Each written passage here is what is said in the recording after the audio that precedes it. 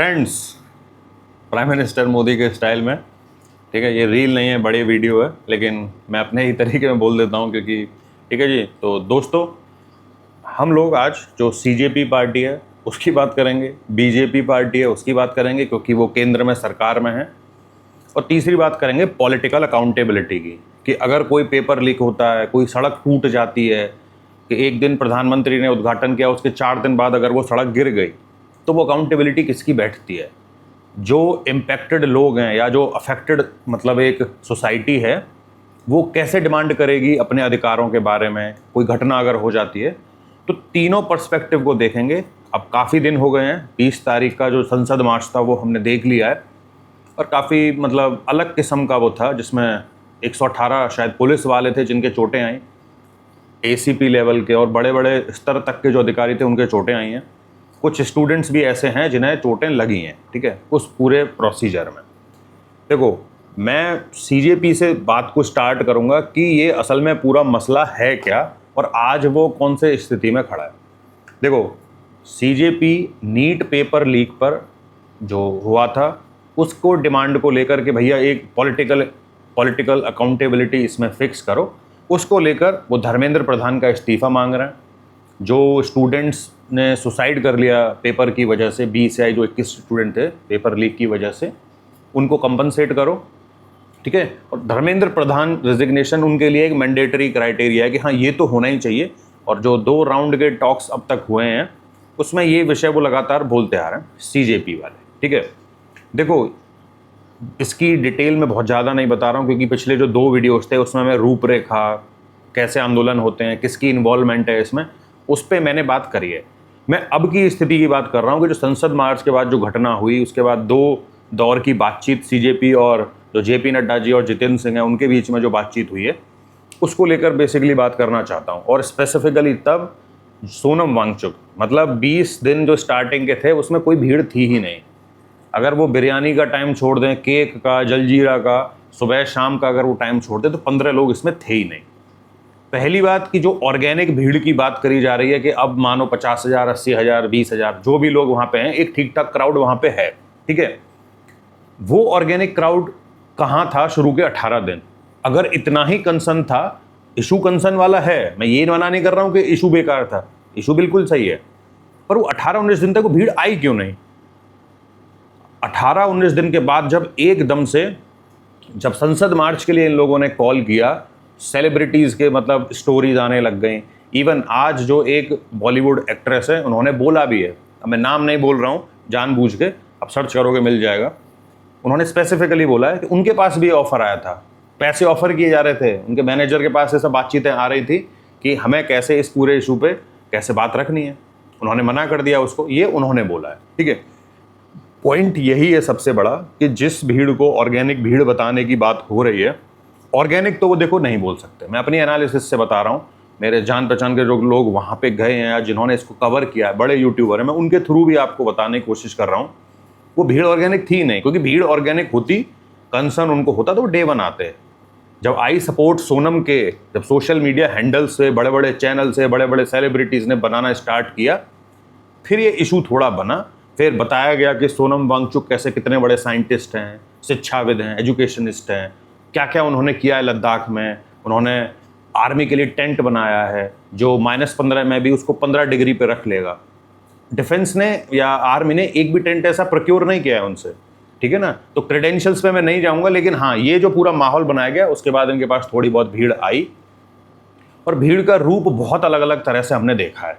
और पिछले 5-20 तारीख से लेकर अब तक जो वो भीड़ का रूप जो दिख रहा है, जो जिस तरह के लोग वहाँ पे इकट्ठे हो गए ना, अब मैं सबको नहीं बोल रहा हूँ कि मतलब सब, बहुत लोग आए हैं, दूर दूर से भी कुछ बच्चे आए हैं जिनकी मैंने कुछ स्टोरीज देखी हैं, ठीक है। लेकिन वो जो पत्रकारी वहाँ पे हैं, जो वहाँ पे कवर कर रहे हैं, वो जिस लेवल पे उनको जाको हैकल कर रहे हैं ना, कि ये गोदी मीडिया है, ये वो वाला मीडिया है, चाहे वो महिला पत्रकार हैं या कोई भी है, सबके साथ वो वही एक्टिविटी कर रहे हैं, ठीक है। इवन पिछले 2 दिन में कुछ तो ऐसी वीडियोज़ आई हैं कि कोई महिला पत्रकार के साथ जैसी वो अभद्रता कर रहे हैं ना, वो बहुत ही भयानक किस्म की है असल में। वो वीडियो में और कोई उनकी चर्चा नहीं कर रहा है, वो अलग विषय है, लेकिन वो है भयानक किस्म का। और कोई भी अप्रिय घटना होने में टाइम नहीं लगेगा अगर इस तरह की भीड़ या भीड़ में कुछ मौजूद लोग उस माहौल को खराब करेंगे, क्योंकि प्रोटेस्ट का राइट सिर्फ पीसफुल मैनर में है। बाकी किसी और पे जो 8 या 9 रिस्ट्रिक्शंस आर्टिकल 19 में आती हैं, चाहे वो मोरालिटी हो, डिसेंसी हो, लॉ एंड ऑर्डर हो, वो सब पे कंट्रोल किया जाता है। ठीक है, अब ये पूरा जो तामझाम इनका बना है, और अब जब बात इनकी केंद्रीय मंत्रियों से लगातार हो रही है, तो वो आज जो दूसरे दौर की बातचीत है उसमें यही उनकी मुख्य मांग थी, कंपनसेट करें, धर्मेंद्र प्रधान का रेजिग्नेशन दें। ठीक है, ये है पॉलिटिकल अकाउंटेबिलिटी पे मैं आऊँगा, फिर से सीजेपी का चर्चा उसमें होगा। ठीक है ना, तो ये इनकी डिमांड थी। बीजेपी का जो रवैया है, और प्रधानमंत्री जी ने जो कल रात रील बनाई फ्रेंड्स बोलने के साथ, उसने मतलब एल्गोरिदम हैक कर दिया। मतलब मैं सोचता था कि वो आरएन कैल्विन का ही एल्गोरिदम हैक करने का तरीका, लेकिन नहीं, प्राइम मिनिस्टर मोदी का जो वो है, वो चेरिज्मा है, वो इंटैक्ट है। मतलब कहीं बस वो आ जाएं तो अलग ही लेवल की आग लग जाती है उस पूरे सोशल मीडिया में। ठीक है, तो देखो, जब नीट पेपर लीक हुआ 2024 में भी हुआ था, तब भी प्रधानमंत्री जी ने कुछ बातें कही थी कि हाँ कानून है, ये है। उन्होंने कल फिर से बोला है कि हम कानून को सशक्त बनाएंगे। अब आज मैंने उसके डिटेल्स स्पेसिफिकली नहीं देखे, बात है कि 10 साल की सज़ा होगी और ये होगा, वो ऐसे वैसे कंपनसेट उसको करेंगे। ठीक है, उसकी बात हुई है। अब जब वो संसद में बिल आएगा तब उस पर खुल के बात करेंगे, डिटेल में बात करेंगे। अब देखो, बीजेपी के सामने 2-3 चीज़ें हैं। ये इशू फरवरी से या पिछले 2-3 महीने से लगातार चल रहा है, क्योंकि धर्मेंद्र प्रधान के लिए सिर्फ नीट पेपर जो लीक है वो इशू नहीं था, सीबीएसई वाला भी इशू था। पहले जो गाइडलाइंस आई थी यूजीसी की जनरल कैटेगरी को, जिसमें ऑपरेसर और ऑपरेस्ड को ये पहले से ही डिफाइन कर दे रहे थे, मतलब डायरेक्टली डिफाइन नहीं कर रहे थे, लेकिन अगर तुम उसको इंटरप्रेट करोगे तो मतलब वही आ जाएगा। ठीक है, तो पिछले फरवरी के बाद से लगातार ये माहौल था, उनके खिलाफ काफ़ी माहौल लगातार बन रहा था। ठीक है और इवन कुछ लोग तो ऐसे ही बोल रहे हैं कि उन्होंने तो पेशकश करी है। अब ये पता नहीं कितनी सच बात है, झूठ बात है, लेकिन बीजेपी शायद नहीं कर पाएगी। मतलब जिस तरह से प्राइम मिनिस्टर मोदी मतलब करते हैं, या उनका गवर्नेंस का तरीका है, वो ये इस तरह के वजह से कि भाई पेपर लीक हो गया है, अकाउंटेबिलिटी वो सेट करेंगे अपने लेवल पे। जैसे कि आज जो 46 अधिकारी थे उनको सस्पेंड किया गया है। ये काम पहले हो सकता था, अगर वो काम आज हो रहा है तो ये काम तो पहले भी हो सकता था। पेपर लीक हुए काफ़ी टाइम हो गया। जो सेक्रेटरी थे उस डिपार्टमेंट के, उनको हटाया गया, ये भी काम पहले हो सकता था, तो शायद चीज़ें इतनी विकराल या बड़ी नहीं हो जाती। ठीक है, अब बात आती है कि धर्मेंद्र प्रधान का, कि उनको लेकर बीजेपी के उसमें क्या हल्के में चल रहा होगा। देखो, जो मैंने बोला कि गवर्नेंस के हिसाब से अगर सोचें जैसे प्राइम मिनिस्टर मोदी करते हैं, चांसेस मुझे बहुत कम लगते हैं।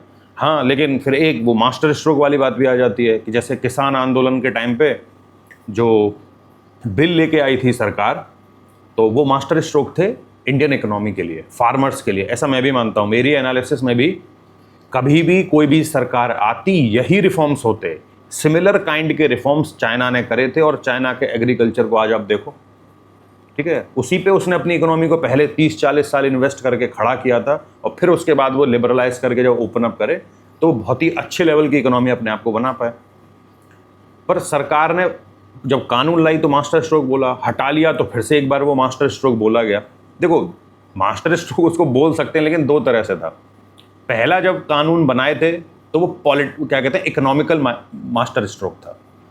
ठीक है ना, क्योंकि बहुत टाइम पे ये चर्चाएं होती थी, कांग्रेस भी सेम काम करना चाहती थी, उसके भी मैनिफेस्टो में सेम रूल थे, सेम सब कुछ लॉज थे, पर वो कर नहीं पाती थी, क्योंकि एक लॉबिंग जो होती है आड़तियों की, स्पेशली हरियाणा पंजाब के जो जिनका FCI जो फूड कॉर्पोरेशन ऑफ इंडिया जिनके साथ लिंकअप है ना, वहाँ पे ये तकलीफ उनको होती थी। मिडिल मैन को जो हटाने का वो था, उस पर धरना हुआ, 1.5 साल लगातार चला, और फिर सरकार ने, प्रधानमंत्री ने, कि तपस्या में कमी रह गई, जिससे पवन खेड़ा जी ने फिर आउटसोर्स कर लिया अपने लिए, और फिर वो भी इस्तेमाल करने लगे तपस्या शब्द को, तो उनको हटा लिया।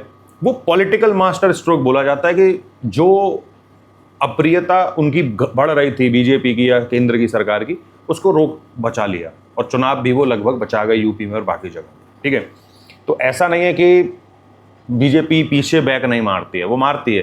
कास्ट सेंसस का इशू बीजेपी नहीं उठाते थे, राहुल गांधी जी ही उठाते थे बस, लेकिन फिर उसने अग्री किया उसी बात पे, जब ये लगा कि हाँ ये इशू बन गया है, तो उन्होंने बैक मार दिया उस इशू पे, और अग्री करे कि हाँ जब सेंसस होगा तो कास्ट सेंसस भी होगा उसमें। ठीक है, बैक जाना उतनी बड़ी प्रॉब्लम नहीं है, लेकिन क्या धर्मेंद्र प्रधान जो एजुकेशन मिनिस्टर हैं आज के टाइम में, वो इस्तीफा देंगे? वो उसकी वजह बहुत कम दिखाई देती हैं, और कोई डायरेक्ट लिंक ऐसा नहीं दिखता है अनटिल और अनलेस, जैसा मैंने आपको पहले पार्ट में बताया कि अगर ऑर्गेनिकली वो प्रेशर बनाया होता तो वो प्रेशर सिर्फ धर्मेंद्र प्रधान पे नहीं होता, और भी बहुत सारे लोगों पे होता।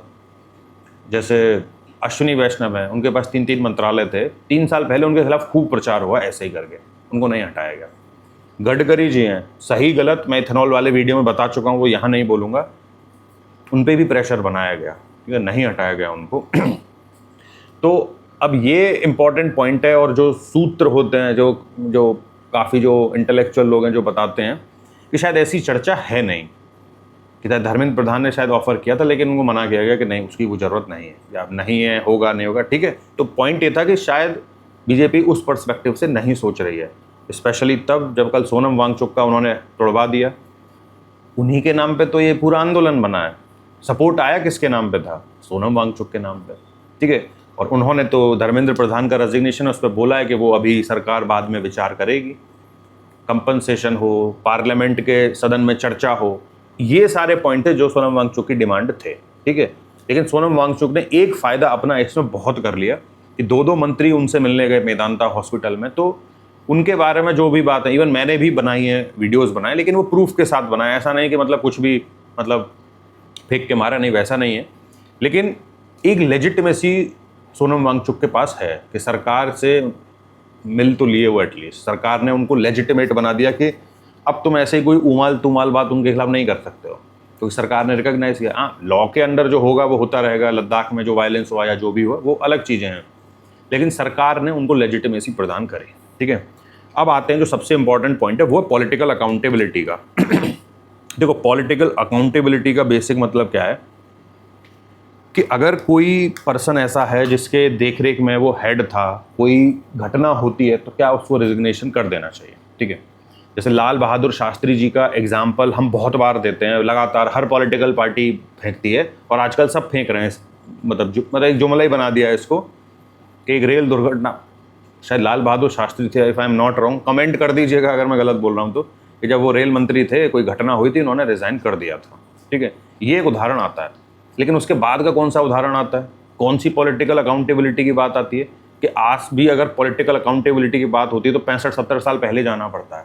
मैं ये नहीं कह रहा हूँ कि होनी चाहिए नहीं होनी चाहिए, उस पर मैं आऊँगा अभी, मैं उसके बाद की बात कर रहा हूँ कि जैसे 2G घोटाले के आरोप लगे थे, तो उसमें शायद डी राजा थे जो स्पेक्ट्रम के घोटाले में आरोपी थे, ठीक है, उनको हटाया गया था शायद यूपीए के सरकार में, जब कैग की रिपोर्ट थी और पता नहीं कौन कौन सी रिपोर्टें थी, तब ये हटाया जाता था। अब बात आती है कि एक पेपर लीक हुआ और उसके बाद धर्मेंद्र प्रधान को हटाना चाहिए नहीं हटाना चाहिए। सबसे बड़ा प्रश्न तो यही है, सीजेपी वाले भी यही बोल रहे हैं, क्योंकि सीजेपी वालों को पता है कि बॉटलनेक है, कि यहाँ बीजेपी इतनी आसानी से उनकी नहीं सुनने वाली है, और सीजेपी का जो कोर एजेंडा है वो असल में है ही यही, वो बॉटलनेक ही तो ढूंढ रहे हैं कि जहाँ सरकार के साथ भिड़ा जा सके। भाई तुमको क्या लग रहा है कि देखो 2 सूरत हो सकती हैं, जैसे फॉर एग्जांपल कि धर्मेंद्र प्रधान ने इस्तीफा दिया तो ये अपनी विक्ट्री घोषित करेंगे और आम आदमी पार्टी में विलय घोषित करेंगे, उसके अलावा इनका कोई फ्यूचर नहीं है। ये मैं 50 बार बोल चुका हूँ, या तो आम आदमी पार्टी का हिस्सा बन जाएंगे और वो होगा ही, विजेता दैया को इन्होंने भगा दिया, एक एक करके सब भागेंगे और विलय इसका होना तय है, ठीक है। कब होगा ये इंपॉर्टेंट बात है बस, कि कैसे यूथ की एनर्जी को अपने साथ जोड़ लिया जाए, कनेक्ट कर लिया जाए। राहुल गांधी जी भी इसी बात के लिए मेहनत कर रहे हैं, उन्होंने भी तो जो छात्रों की गूंज या इतने सारे कार्यक्रम चला रहे थे, शहर शहर जाके उन्होंने चलाया, ठीक है। तो खेमे भी तो अलग अलग हो गए हैं, जहाँ आम आदमी पार्टी है, एक जगह समाजवादी पार्टी है, ठीक है, तो सबके अपने अपने खेमे, क्योंकि इसमें सब बूंदियां लूटना चाहते हैं।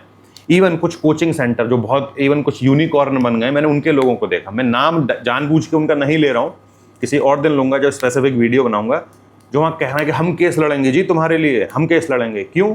और ये पता है ऐसा क्यों हो रहा है? क्योंकि सोशल मीडिया में ऐसा नैरेटिव बना हुआ है ना, कि तुमने अगर कुछ खिलाफ में बोला या कुछ ऑर्गेनिक बात कर दी, कुछ फैक्चुअल बात कर दी, जो उन लोगों को लगा कि सीजेपी के मॉड्यूल के हिसाब से ठीक नहीं, तो वो घर आएंगे। मैं बहुत ही छोटा कंटेंट क्रिएटर हूँ, ठीक है ना, अभी पिछले 15 दिन से या पिछले बोले तो 2-2.5 महीने से I have started growing out, ठीक है। व्यूअरशिप मेरी आती थी लेकिन उतने फॉलोअर या वो सब नहीं आते थे, ठीक है।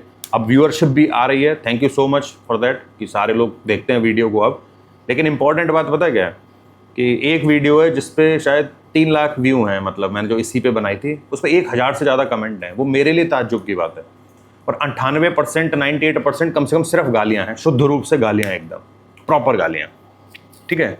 तो ये जो कोचिंग सेंटर वाले हैं इनको माहौल दिख गया है कि क्या है कि ये यूथ को आज हम अगर सपोर्ट कर दें तो मैं 200 रुपये का कोर्स बेच सकता हूं तुमको, 500 रुपये का कोर्स बेच दूंगा और बोल दूंगा कि मैं तुमको IAS बना दूंगा, मैं तुमको PCS बना दूंगा, मैं तुमको क्लर्क बना दूंगा या पता नहीं क्या क्या बना दूंगा।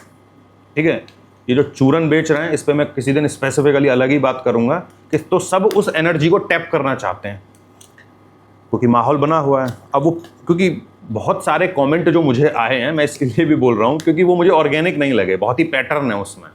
सब बोल रहे हैं कि पैसा ले रहा है, पैसा ले रहा है। पहली बात तो मैं उतना बड़ा कंटेंट क्रिएटर हूँ नहीं कि मुझे कोई पैसा ऑफर करेगा, और दूसरी बात यह है कि क्योंकि मैंने नया नया स्टार्ट किया है तो तुम लोग मुझे जानते नहीं। कुछ लोग जानते हैं, जब मैं लाइव सेशन करता था दे नो मी, वो आंसर भी कर देते हैं तुम जैसे महामूर्ख लोगों को जो आके फर्जी बातें करते हैं कमेंट सेक्शन में। पर ठीक है, करते रहो, क्योंकि मेरे लिए फ्रीडम ऑफ स्पीच और एक्सप्रेशन ऑलमोस्ट एब्सोल्यूट ही है। तुम जो बोलना है बोलो, लेकिन उस दिन भागते फिरे मत गिरना जब मैं बोलने पे आऊँगा। ठीक है, दूसरी बात, जो मैं पॉलिटिकल अकाउंटेबिलिटी कर रहा था तो CJP ने जो ये इशू उठाया, धर्मेंद्र प्रधान का उठाया, सब उसे टैप करने पहुंच गए, खेमेबाजी उसमें पूरी हो गई है। तो अब पॉइंट ये आता है अकाउंटेबिलिटी का। अब देखो, एक पेपर लीक हुआ 2024 में, एक पेपर लीक हुआ है 2026 में, नीट की बात कर रहा हूँ, पेपर और भी लीक होते रहते हैं देश में, हमारे में कोई बड़ी बात नहीं है। तो उस पर कुछ ऐसे ठोस कदम जैसे कि IIT JEE का पेपर होता है, अब रेयरली सुनोगे कि पेपर लीक हो गया, रेयरली, मतलब मुझे तो पता नहीं है कि कब लास्ट पेपर IIT JEE का कब लीक हुआ। UPSC का प्रीलिम्स भी जब 1 डे में होता है तो वो पेपर लीक हो गया, वो नहीं होता है पेपर लीक। तो वो सेम मॉडल हम इनमें अप्लाई कर सकते हैं, या कौन सी ऐसी लर्निंग्स हैं जिनको इनमें अप्लाई नहीं किया जा रहा है, क्यों नहीं किया जा रहा है मुझे नहीं पता है, लेकिन ये बिल्कुल जेन्युइन कंसर्न है। धर्मेंद्र प्रधान का इस्तीफा मैंने भी पहले के जो वीडियोज़ बनाए मैंने उनमें मांगा है। ठीक है, लेकिन अब जब CJP वालों ने इशू उठाया और आज उनसे किसी ने पूछ लिया कि पंजाब में जो चीट स्कैंडल हुआ है अभी 3-4 दिन या 6 दिन, 19 तारीख की शायद खबर है, उस पर उन्होंने सवाल पूछा। तो ये जो अभिजीत दीपके है वो बोल रहा है कि हाँ कार्रवाई होनी चाहिए। तो ये कार्रवाई तो फिर धर्मेंद्र प्रधान के केस में भी हो ही रही है, जो 12-13 लोग थे उनको पकड़ लिया गया। अब ये जो सेक्रेटरी को बदला गया, 46 स्टाफ को सस्पेंड किया गया ऑफिसर लेवल के, तो कार्रवाई तो यहाँ भी हो रही है।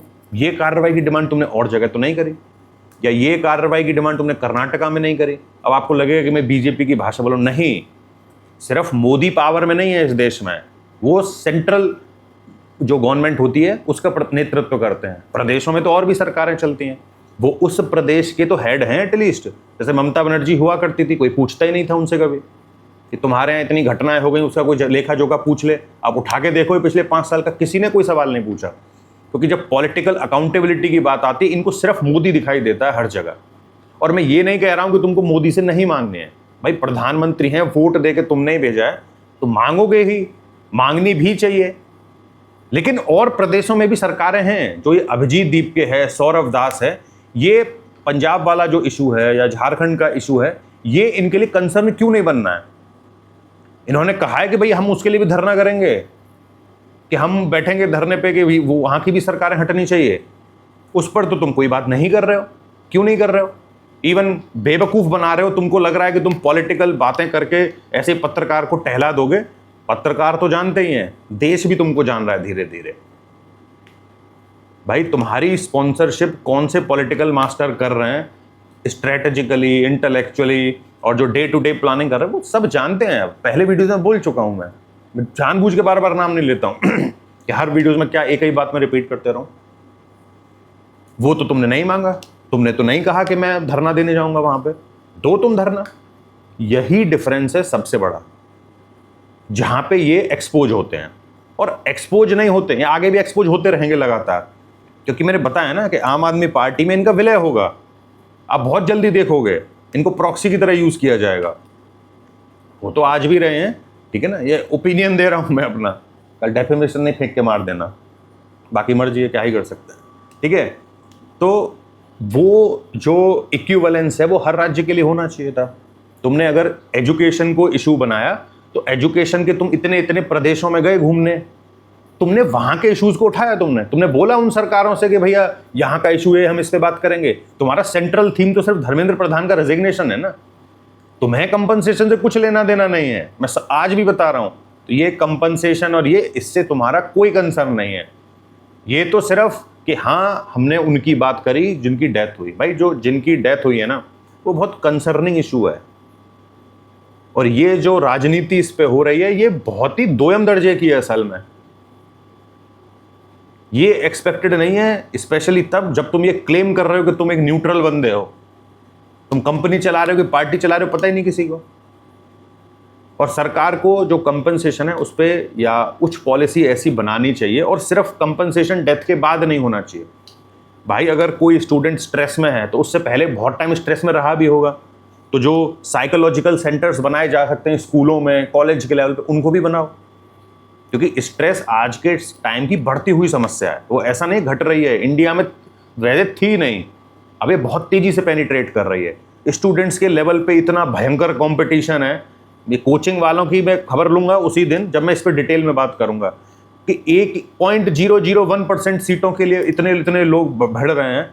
भाई तुम कितने भी इंटेलेक्ट क्यों ना हो, तुम नहीं सेलेक्ट हो पाओगे उस एग्जाम में, और तुमको चूरन बेच दिया 500 रुपए का किसी कोचिंग वाले ने कि तुम बन गए IAS, ठीक है ना। और वो क्या कहते हैं, लाल बत्ती तो अब तो खैर नहीं होती है, पर वो नीली बत्ती दिखा देते हैं आजकल पुलिस वाले, ठीक है ना। बढ़िया रील बन रही है, कट के चल रही है, फिर वो मजा आ रहा है देख के। तो जो इशू था कि जो कॉम्पनसेशन है उस पर जो राधा कृष्णन कमेटी है जिसने इस पे बहुत सारे सुझाव दिए, उन पे बात होनी चाहिए। सिर्फ पेपर लीक हुआ वो है, लेकिन उसमें और भी बहुत सारे एस्पेक्ट्स हैं जिस पर खुल के चर्चा जब सदन में हो तो उन पे भी हो कि जो स्ट्रेस फैक्टर है वो स्टूडेंट्स में कैसे कम किया जाए, उनकी सरकारी नौकरी के प्रति जो, और चलो सरकारी का वो तो पढ़ाई के लिए, क्योंकि कुछ ना कुछ लोग तो डॉक्टर बनेंगे, मैं एक जनरल बात बोल रहा हूँ ये वाली, कोचिंग के इशू को छोड़ते हैं वरना वो बेकार ही हो जाएगा, ठीक है। तो उन सब लेवल पे बात करने की जरूरत है। तो जब पॉलिटिकल अकाउंटेबिलिटी की बात अगर भाई देखो आएगी कहीं मांगने के लिए, तो सबसे तुम क्यों नहीं मांग रहे हो? अन्ना हजारे के आंदोलन में भले ही अब तुम स्पॉन्सर्ड बोलो और बहुत चीजें थी उसमें भी, लेकिन वो किसी की डायरेक्ट गोद में तो नहीं बैठ गए थे। इश्यूज जो उन्हें उठाने थे वो लगातार भाई उठाते रहे, उनके प्रोटेस्ट हमेशा पीसफुल रहे, और वो तो अरविंद केजरीवाल ने खुद ही किए थे। उसमें तो कोई हिंसा विंसा ऐसी कोई बात ही नहीं हुई थी। हाँ, एक बाबा रामदेव के उसमें जरूर हुई थी जहाँ पे रात में 12 बजे पुलिस ने हटाने पहुंच गई थी, ठीक है। लेकिन जो अन्ना हजारे आंदोलन था उसमें वैसा कुछ था नहीं, बहुत ही शांत भी, इसीलिए प्रेशर बना। और प्रेशर बनने का सबसे बड़ा कारण था ऑर्गेनिक भीड़, हर कोई कनेक्ट करता था उस बात को। और जब उन्होंने पॉलिटिकल अकाउंटेबिलिटी की बात करी तो लोगों ने समझा, उसको सुना और रिस्पॉन्ड किया उसके हिसाब से। आज जो तुम बोल रहे हो उसको पहले तो कोई सुनता ही नहीं, क्योंकि ये जो सारी भीड़ है वो तुम्हारे कंट्रोल में असल में है ही नहीं, क्योंकि ये भाड़े के लाए हुए लोग हैं बहुत सारी पॉलिटिकल पार्टी से, जो यूपी की भी हो सकती हैं, पंजाब की हो सकती हैं, दिल्ली की हो सकती हैं, किसी और राज्य की भी हो सकती हैं, ठीक है। तो तुम्हारे कंट्रोल में असल में वो है नहीं। हाँ, बस तुम कुछ कहोगे तो हल्ला मचवा लोगे, तुम इनसे ये हो सकता है। तो बस बात अगर पॉलिटिकल अकाउंटेबिलिटी पे आ जाती है, इशू सही है बिल्कुल, उसमें कोई समस्या नहीं है। जो स्टूडेंट्स कंसर्न्ड हैं उनकी बात होनी ही चाहिए, स्टूडेंट्स को ही करनी चाहिए, ना कि माँ प्रधानमंत्री मोदी को हर तरह की गाली से तुम जो नवाज रहे हो ना, उससे कुछ होता नहीं है भाई। कल एक रील बनाई है 250 मिलियन पार कर गई, तो तुमको क्या लग रहा है कि मतलब तुम कोई भी एक नैरेटिव बनाने जाओगे और ऐसे ही किसी के खिलाफ लड़ लोगे? कोई शुद्धता, कोई आचरण, कुछ तो कंट्रोल रखो भाई। अगर तुम वहाँ लीड करने बैठे ही हो, वैसे लीड तुमसे ना हो रहा है ना तुम कर रहे हो, पर हाँ दिखावा ही कर लो थोड़ा बहुत वैसा लीड करने का, ठीक है।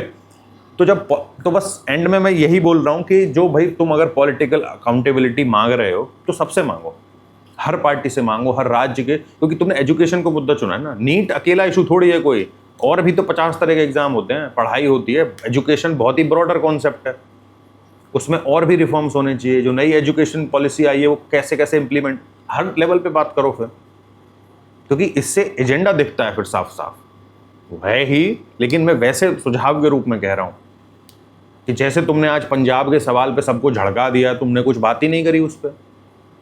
अगर ये सवाल अरविंद केजरीवाल से किसी ने पूछा होता 2012 में 11 में, तो उन्होंने सटीक जवाब दिया होता, क्योंकि अलाइनमेंट उस वक्त था ही नहीं किसी के साथ। वैसे तो डायरेक्टली तो तुमको आज भी नहीं दिखेगा, हाँ वो कभी कभी इंडिया ब्लॉक में आ जाते हैं, चले जाते हैं, ये चलता रहता है, ठीक है। पहली सरकार भी कांग्रेस के साथ बना ली थी, वो अलग बात है। लेकिन जब तक वो चीज़ आंदोलन में थी, उसमें इतना था कि वो सब पे ही बोलते उस वक्त में, ठीक है। ऐसा नहीं होता है कि मैं ये बोलूँगा, मैं उस पर नहीं बोलूँगा। पार्शियलिटी कहाँ है? मतलब तुम पार्शियलिटी कर रहे हो, फिर तुम्हारे लिए फिर मोदी एक इशू है हो गया ना क्योंकि तुम्हारा पर्पस है मोदी को झुकाना है। धर्मेंद्र प्रधान को हटाना है, ये हटे तो फिर अगले का मांगूंगा, मैं हीरो की तरह विक्टोरियस होके यहाँ से निकलूंगा, MP MLA बन जाऊंगा। नहीं बन पाएगा भाई तू। भाई मैं देख सही बता रहा हूँ, कन्हैया कुमार को देख ले जाकर, कम्युनिस्ट से भी लड़के देख लिया, नहीं बनना, बिहार से लड़के देख लिया, दिल्ली से लड़के देख लिया। अब दो ही तरीके हैं, MLC बन जाए या राज्यसभा का सांसद बन जाए। पर और भी बहुत लोग लगे हैं, क्योंकि सबकी तपस्या भी तो एक चीज होती है। ठीक है, तो ये जो अब ठीक है तुमने ऑर्गेनाइज किया है, तुम्हारे वजह से चल रहा है, या जो भी उसमें एस्पेक्ट्स हो सकते हैं 50 तरह के, ठीक है। तो बस ये वीडियो बनाने का जो कंसर्न था वो सिर्फ एक है कि अगर पॉलिटिकल अकाउंटेबिलिटी की बात है या बात हो रही है, सबके लिए बात करो फिर, ताकि जेन्युइन लगे। ऑर्गेनिक लोग पता है क्यों नहीं आ रहे हैं? क्योंकि एक तो मैंने बहुत सारे वीडियोस बनाए हैं, और भी बहुत सारे लोग हैं कि आशुतोष रंका किसकी पार्टी का है, विजेता दहिया कहाँ से आया है, अभिजीत दीप के कौन है, पहले किसके साथ एसोसिएटेड था। ऐसा आउट ऑफ रैंडम नहीं होता है, कुछ नहीं होता। क्योंकि तुम्हारी उम्र 30, 31, 32 कुछ ऐसा ही है, मैंने थोड़े दिन पहले देख रहा था कहीं पे, ठीक है ना।